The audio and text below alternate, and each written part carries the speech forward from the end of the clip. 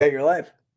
So now these terrorists who were claiming they're on my team are now saying they're not. I don't even know who they are. And they were, quote, hired by the U.S. government to frame me and my family.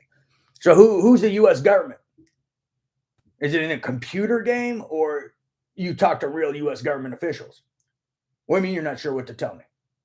Yeah, they actually claim they were hired by the U.S. government. So there's probably someone in some computer game these fucking weirdos are playing. And these idiots are pretending to be programmed or something. Or it could be some fucking terrorist government official. I don't know. But now these people who've been telling people they're on my team, they're telling people they were hired by the U.S. government to frame me and my family. So that's, I mean, when are these people going to prison? And who are the idiots relying on information from people hired to frame me and my family? How stupid are these people and why are they retarded? It's fucking scary now, the stupidity involved with what I'm a victim of. Oh, they were hired to frame them. I believe it. Oh, they told me 10,000 to 100,000 lies or more and gave me 100,000 pieces of manufactured evidence, and they've been proven and tried and proven to be known liars repeatedly. That's why I believe. I mean, are these people retarded? When are they going to prison? This is ridiculous now. I've said this numerous times now. This is not the first time I've said this, making fun of these terrorists and serial killers.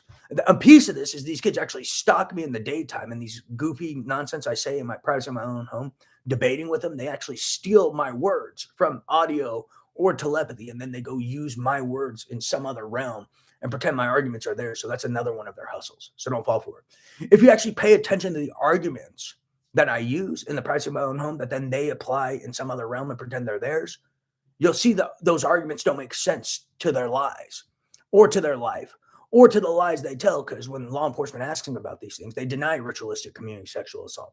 They deny these implantation weapons. They deny the gamma radiation satellites and WMDs in space. They deny terrorism. They deny RICO.